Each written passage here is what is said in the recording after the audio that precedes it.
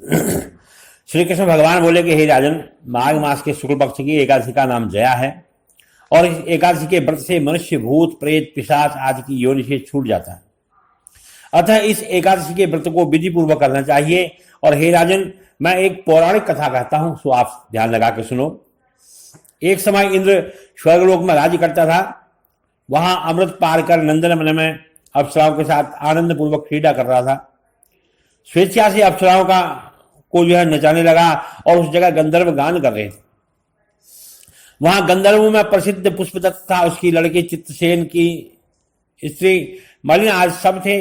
वहां पर मलिन नाम का एक लड़का जो पुष्पवान और माल्यवान था, उनका जो उस समय पुष्पावती नामक एक गंधर्व लड़की जो थी माल्यवान को देखकर उस पर मोहित हो गई और काम बाण से चलायमान होने लगी।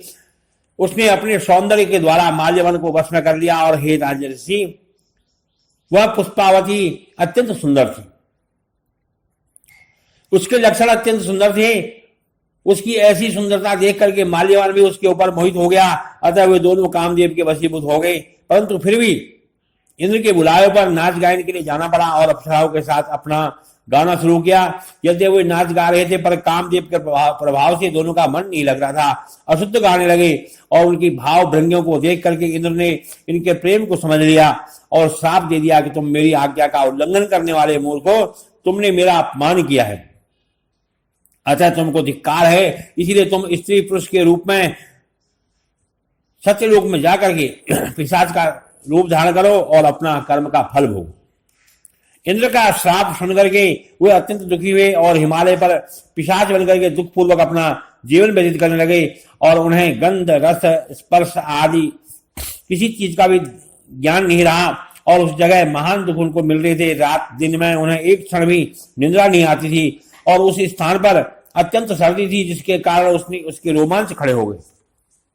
एक दिन पिशाच ने अपनी स्त्री से कहा कि न मालूम हमने पिछले जन्म में कौन सा ऐसा पाप किया था जिससे हमें इतनी दुखदायी और पिशाच योनि को प्राप्त हुई है। पिशाच योनि से नरक का दुख अति उत्तम है।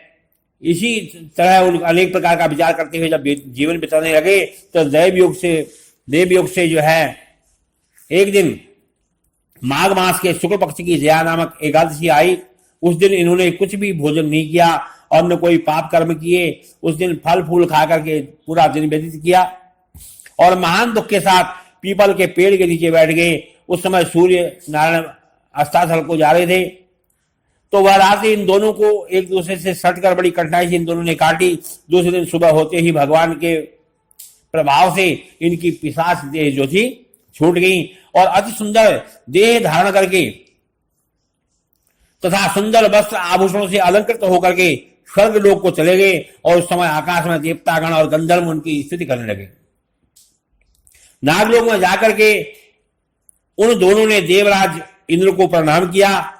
इंद्र को भी इनका अपने प्रथम रूप में देख करके इनको बड़ा आश्चर्य हुआ। उससे पूछने लगे कि तुमने पिशाच देह से कैसे छुटकारा पाया है, सब बतलाओ। इस पर माल्यवान बोले कि हे देवेंद्र, भगवान विष्णु के प्रभाव से तथा जया एकादशी के व्रत के पुण्य से हमारी पिशाची और छोटी है। इंद्र बोले कि हे माल्यवान, एकादशी व्रत करने से तथा भगवान विष्णु के प्रभाव से तुम पिशाच देह छोड़ करके पवित्र हो गए हो और हम लोगों के भी बंधनीय हो गए हो, क्योंकि शिव तथा विष्णु के भक्त हम लोगों की वंदना करने योग्य हैं। अतः आप धन्य हैं। अब तुम पुष्पावती के साथ विवाह करो। हे युधिष्ठिर, इस जया एकादशी का व्रत करने से समस्त कुयोनि नष्ट हो जाती है। जिस मनुष्य ने इस एकादशी का व्रत किया है उसने मानो सब तप, दान, यज्ञ आदि किए हैं। जो मनुष्य भक्ति पूर्वक जया एकादशी का व्रत करते हैं वे अवश्य ही हजारों वर्ष तक स्वर्ग में निवास करते हैं।